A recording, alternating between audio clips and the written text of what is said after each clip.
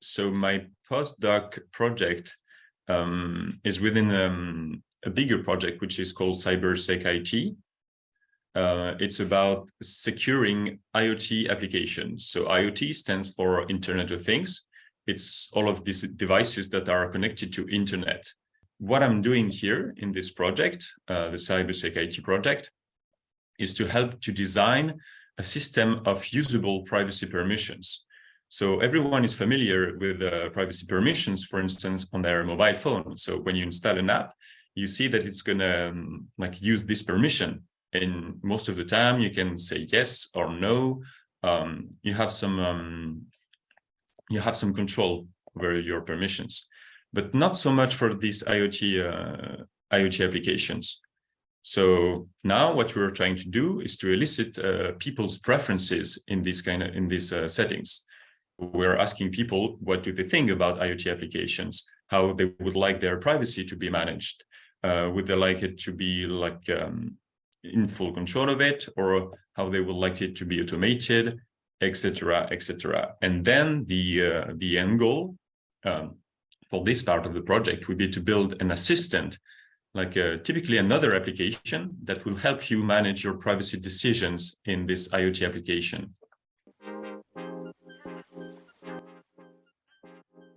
Now we have this new paradigm of IoT, which we call trigger action programming, where anyone can just program very small snippets of code, like recipes, we could call them, to make the different devices interoperate with within themselves and with web services. So a typical example is this platform is called IFTTT. It stands for if this, then that. And basically, you can make a very small program that's a snippet, a recipe. If I receive this email, then I don't know, trigger this action. That's an IoT app. And so this new paradigm of IoT applications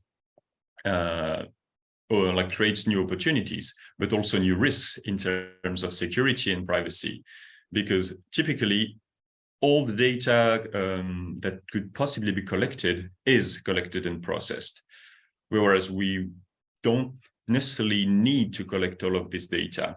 And someone malicious could use this data for malicious purposes.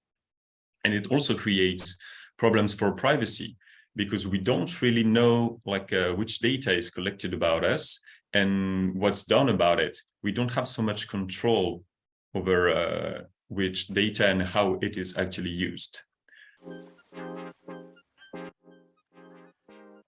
Recently, we've been talking a lot about large language models and chatbots, and it's not something I'm yet working on. But if you're asking me what's the hot topic nowadays on privacy and data protection, I would say this, because it's growing very, very fast. It has a lot of benefits, but the way it has been released can cause many, many issues. So, for instance, ChatGPT has been banned in Italy by the Data Protection Agency, because what they're saying, the Italian DPA, is that, well, where does this data come from? How are they training the model, actually? And we don't really know. And I think there is a lot of research to be done on this chatbot and large language models. This is personal data at the end of the day. And did we ask for consent to train all of these models? I'm not sure. It doesn't seem so, actually. So yeah, that's a bit of an issue. Maybe something I would be interested to work on in the future. And in terms of ethical dilemmas, something which is actually quite related to this last paper we've been working on recently, which touches upon both IoT applications and also the web, consent on the web. I would summarize it as like a paternalism, because now we need to assist people in making privacy decisions. We live in like very complex environments, and you can't just know everything that's going on with your data and act accordingly in your best interest. So we have to assist people in making these decisions. But can we actually be sure that we're helping people towards their best interests? That's a very tough question to answer. I'm sorry, but I think it's going to be the food, definitely. I do like good food, and it's sometimes harder to get like good raw material here in Sweden.